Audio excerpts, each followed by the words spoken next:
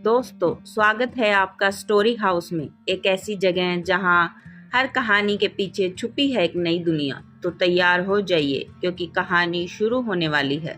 दोस्तों, यह कहानी है हरिराम की, जो जयपुर के एक इलाके में हाथ रिक्शा चलाता था। उम्र लगभग 52 साल। थकी हुई आंखें, झुका हुआ कंधा और फटी हुई चप्पलें। उसकी कमाई कभी 200 रुपए होती, कभी 300 रुपए और कभी कभी तो कुछ भी नहीं।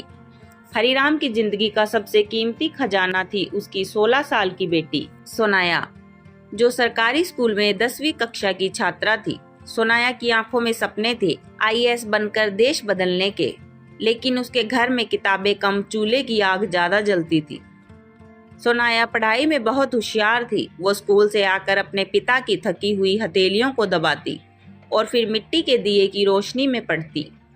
एक दिन स्कूल की मैडम ने पूछा, सोनाया तुम्हारा सपना क्या है? उसने झिझकते हुए कहा, मैं कलेक्टर बनना चाहती हूँ मैडम, लेकिन पता नहीं पापा का रिक्शा पहले टूटेगा या मेरा सपना। मैडम की आंखें भर आई, लेकिन वो कर भी क्या सकती थी। स्कूल की तनख्वाह से घर चलाना मुश्किल था, किसी की किस्मत बदलना और भी मुश्किल। एक रात हरिराम काम से लौटते वक्त एक तेज कार से टकरा गए। रिक्शा टूट गया और उसकी टांग में गंभीर चोट आई। डॉक्टर ने कहा, अब रिक्शा नहीं चला पाएंगे, आराम चाहिए 3 महीने का। पर घर में तो एक दिन की रोटी भी उधार चल रही थी। सोनाया ने स्कूल छोड़ दिया। वो सुबह 4 बजे अखबार बांटती, दिन में बर्तन मांजती और रात को दूसरों के घर में खाना बनाती। पिता बिस्तर पर पड़े थे और हर दिन उसकी आंखों में शर्म और आंसू होते थे। एक दिन स्कूल की उसी मैडम ने सोनाया को रास्ते में देखा। उसने सारी कहानी सुनी और बहुत आहत हुई।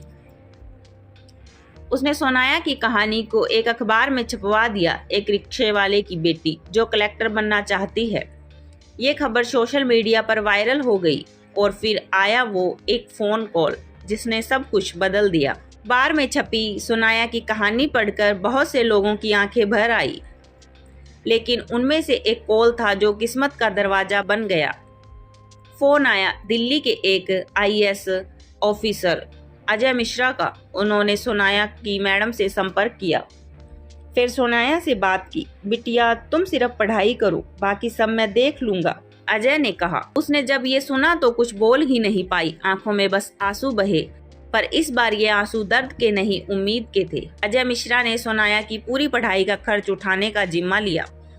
किताबें, स्कूल फीस, ट्यूशन, यहाँ तक कि हर महीने 3000 का राशन भी। हरिराम अब भी बिस्तर पर था, लेकिन अब उसकी आंखों में दर्द की जगह गर्व था। सोनाया ने फिर से स्कूल जाना शुरू किया, इस बार और भी जोश के साथ। सोनाया ने 10वीं के बोर्ड में 92.4% अंक हासिल किए, फिर 12वीं में 94। अब वो जयपुर यूनिवर्सिटी में पॉलिटिकल साइंस ऑनर्स करने लगी और साथ में यूपीएससी की तैयारी भी। अजय जी उसका मेंटर बन गए, हफ्ते में एक बार फोन पर गाइड करते। 4 साल बाद पूरे संघर्ष के बाद जब यूपीएससी का रिजल्ट आया, लाखों छात्रों में से सोनाया ने 43वीं रैंक हासिल की। हरिराम जो अब व्हील चेयर पर था, टीवी पर जब अपनी बेटी की फोटो देखी तो फूट फूट कर रो पड़ा। अब मेरी बिटिया रिक्शे से नहीं, लाल बत्ती की गाड़ी में चलेगी, वो बोला। सोनाया ने सबसे पहला काम किया, उसी सरकारी स्कूल में गई जहां पढ़ती थी। मैडम को गले लगाया और कहा, आप ना होती तो मैं आज इस कुर्सी पर नहीं होती। फिर अपने मोहल्ले में एक छोटी लाइब्रेरी खोली, गरीब बच्चों के लिए।